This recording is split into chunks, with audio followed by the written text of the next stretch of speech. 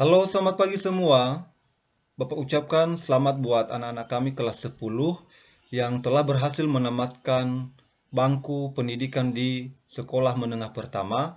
Dan tentunya Bapak berharap kalian tetap semangat dalam mengikuti kegiatan pembelajaran daring yang akan kita laksanakan ke depan ini.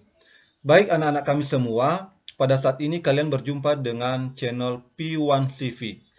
Dan pada saat ini kalian belajar mata pelajaran sejarah Indonesia dan kita mulai dari bab 1 yaitu menelusuri peradaban awal di Kepulauan Indonesia.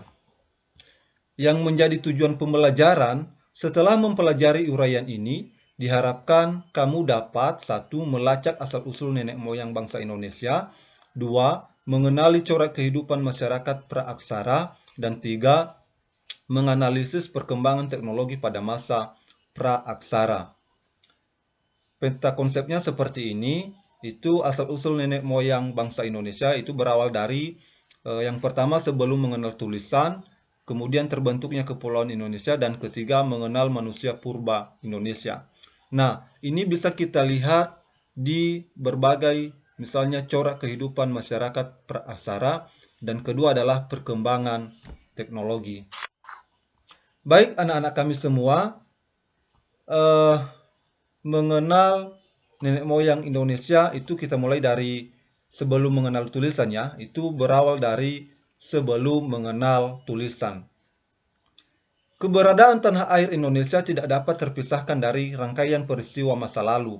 Artinya, dinamika sejarah yang telah bermula sejak manusia ada, jika diruntut hingga sekarang, kita akan menemukan kesinambungan sejarah tidak mudah terputus.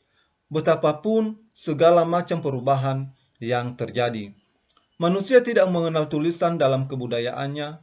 Periode kehidupan ini dikenal dengan zaman praaksara. Ya, jadi diperhatikan buat anak-anak kami semua bahwa zaman tidak mengenal tulisan itu disebut sebagai zaman praaksara.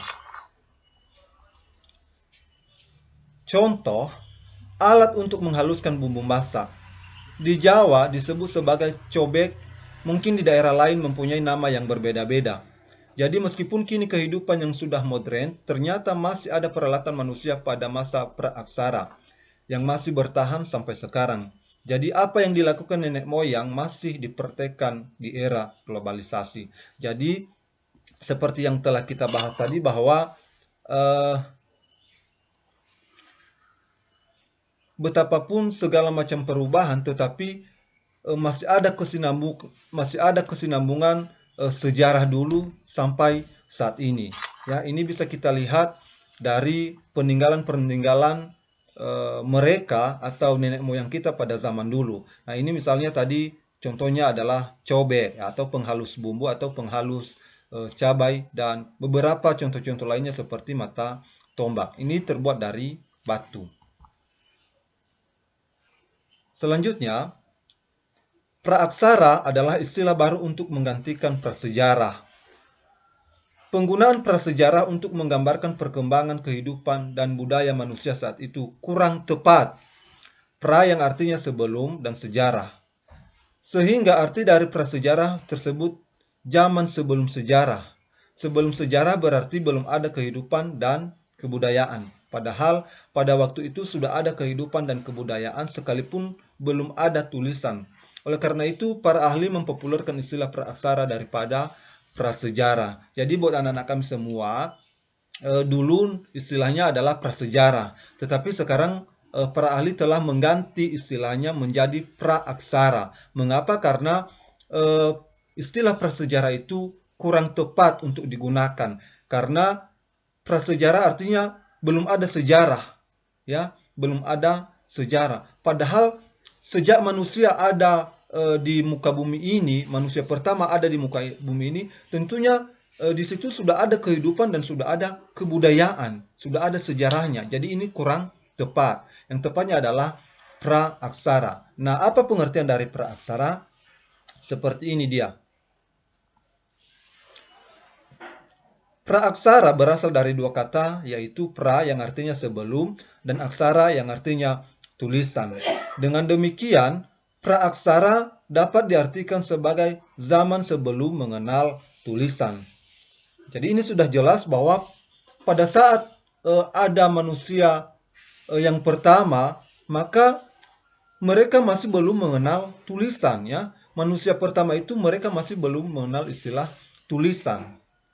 Ada istilah yang mirip dengan istilah praaksara, yaitu nirleka.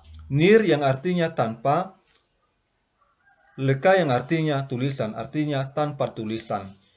Karena belum ada tulisan, maka cara untuk mempelajari kehidupan pada masa lampau adalah mempelajari dari sisa peninggalan yang dapat kita temukan. Jadi karena memang pada saat itu belum ada tulisan, mereka belum mengenal tulisan, maka para ilmuwan saat ini mereka mempelajari cara kehidupan pada masa lampau itu, yaitu dengan mempelajari, meneliti, mengidentifikasi peninggalan-peninggalan manusia pada zaman dahulu, seperti patung-patung, monumen, dan sebagainya, ya. Banyak sekali yang mereka buat pada saat itu.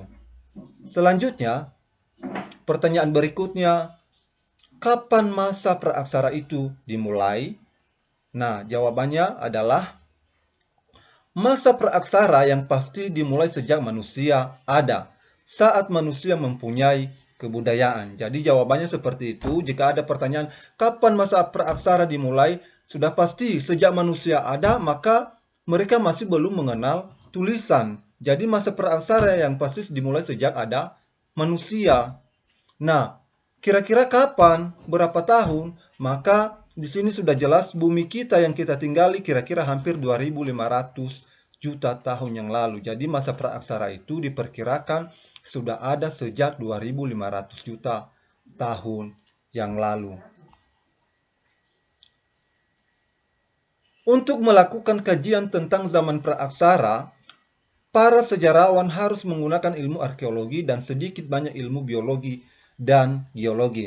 Apa artinya arkeologi? Arkeologi adalah bidang ilmu yang mengkaji tentang bukti-bukti atau peninggalan fisik seperti lempeng artefak, monumen, candi, dan sebagainya. Jadi itulah cara-cara arkeolog, ahli geologi atau arkeologi, ilmuwan mempelajari zaman praaksara, yaitu dengan mempelajari peninggalan-peninggalan manusia pada saat itu hingga saat ini. Selain ilmu-ilmu yang tadi, ada juga yang lain, yaitu salah satunya biodiversitas atau pengkajian usia lapisan bumi, dan biologi berkenaan dengan kajian tentang ragam hayati. Nah, mengapa penting belajar tentang zaman praaksara? Menurut data etnografi yang menggambarkan kehidupan masyarakat praaksara masih berlangsung hingga sekarang. Entah dari pola hunian, dalam pertanian, dalam membuka lahan, memelihara hewan, dan sebagainya.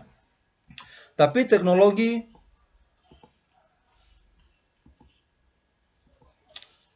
teknologi modern menyebabkan kegiatan yang sama yang dilakukan zaman sekarang berbeda dengan zaman dahulu. Jadi itulah mengapa penting kita mempelajari zaman praaksara ini.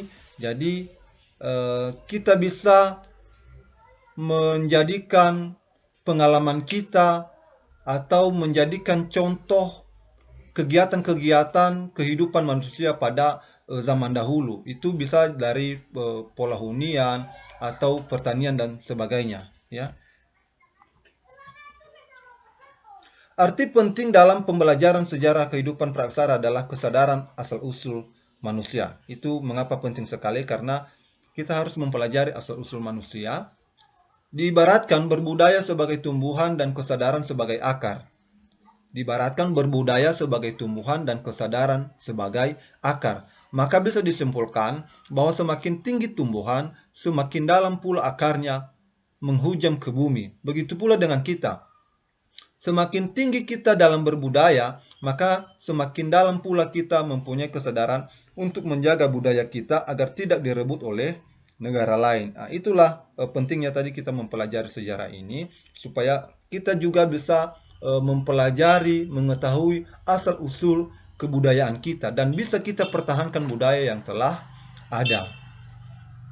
Meskipun budaya-budaya zaman dulu tidak sama persis dengan saat ini, tetapi yang baiknya kita ambil, yang kurang baik maka jangan kita ambil. Karena memang perubahan zaman dari dulu sampai sekarang sudah berubah. Tapi saat ini memang sudah lebih canggih lagi, ya. Tetapi bukan dalam arti kebudayaan nenek moyang kita tinggalkan. Dan banyak yang bisa kita pelajari dari pengalaman masa praaksara. Jadi jangan beranggapan bahwa belajar tentang masa praaksara tidak penting. Dan yang terakhir adalah muncul pertanyaan lagi, kapan masa praaksara berakhir?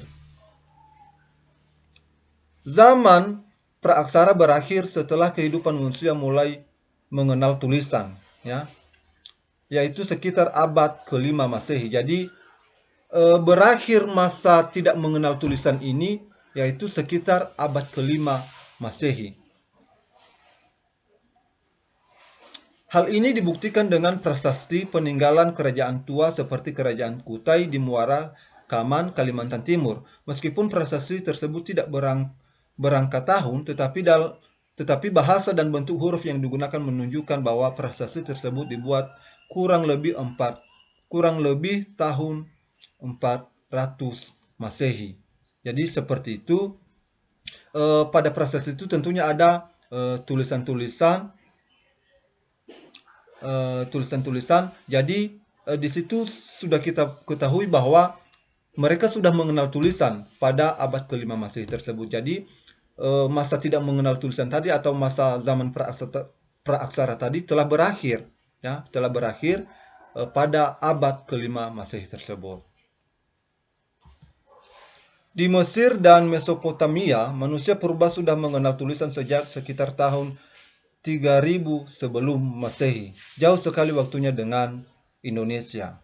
Nah, itu untuk Mesir dan Mesopotamia. Jadi pada tahun 3000 sebelum Masehi, jadi mereka sudah mengenal tulisan. Jadi sudah berakhir masa praaksara untuk negara tersebut. Tetapi kita masih tahun 400 Masehi baru berakhir masa praaksara untuk kita di Indonesia.